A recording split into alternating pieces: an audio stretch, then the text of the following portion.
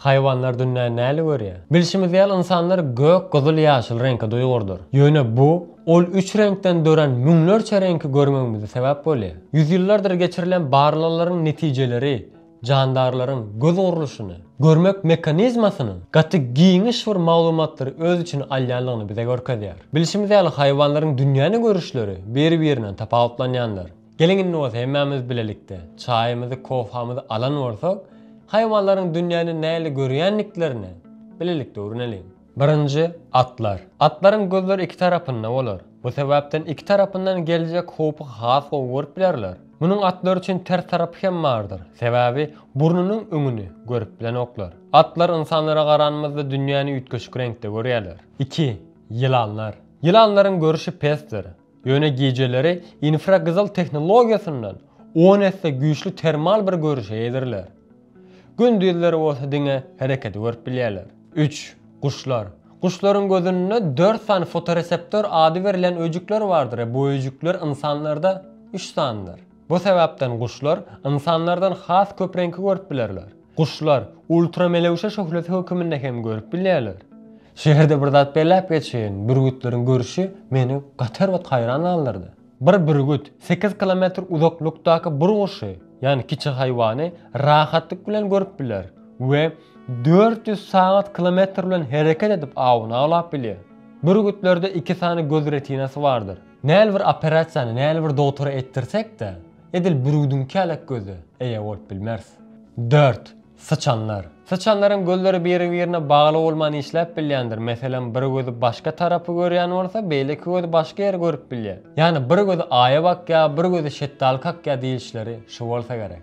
Olar üçin dünýä birazjyk bulanyk, haýal hereket edýär we gök ýaşylymtyl reňkdedir. 5. Pişikler. Pişiklerin gözleri olaryň pes ışykda hem gowy görmeklerine mümkinçilik berýär.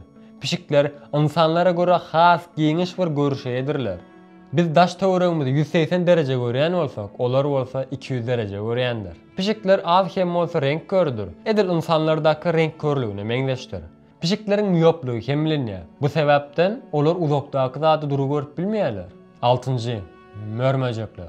Mörmöjekleriň gözleri 2 we 30 000 objektivden döreýän bir mozaik şekiller döredir.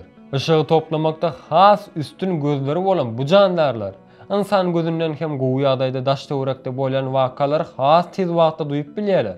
Bu jandarlar dünýäni slow motion, ýagny haýal görüp bilýärler. Bu görýän wideoňyzda bolsa bal aralarynyň dünýäni näle görüşlerini görýäňiz. 7. Balyklar. Balyklar hemme zat edil sygyrlar ýaly öz ölçeginden uly görýärler we ultramelewşe görünüşinde görýärler. Elbette balıkların içinde hem tapawutly görünüşe eýe bolanlary bardyr. Meselem akulalar gara ak, yani renksiz görýärler. 8. Sygyrlar, yani sygyrlar diýdim-de olar hem belläp geçeýin. Ýanka içimýäli öz ölçegini uly görerler we dünýäni sarymtyl reňkde görerler we olaryň gözleri dury görmekde ukypdyr. 9.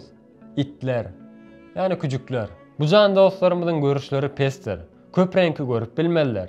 Dünýäni solak görýän bu jandarlaryň giýje görüşleri gaty güýçlidir. 10 we soňky jandarymyz. Onsuz balyk tutmadan gidilmeýän bir jandaryň biri budur. Ýagny gurçuklar. Gurçuklaryň näme gözü barmy diýip sorap bilersiňiz. Elbette gurçuklaryň gözü ýokdur. Olarda diňe ışık reseptorlary bardyr. Bu sebäpden diňe garaňkylyk we ýagtylyň arasyndaky tapawuty bilip bilýärler. Bu da olaryň ýeriň üstünlümi ýa-da aşağındalygyny bilmeklerine kömek edýär. Mähriban ýyldaşlar. Bu videomyzyň soňuna geldik. Bu görnüşdäki videolaryň dowamy üçin like goýup, dostlaryňyz bilen paýlaşmagy unutmaň. Kanalyma agza bolsaňyz da hoşal bolardym. Indiki videomda görüşýänçä hoş, sag olun.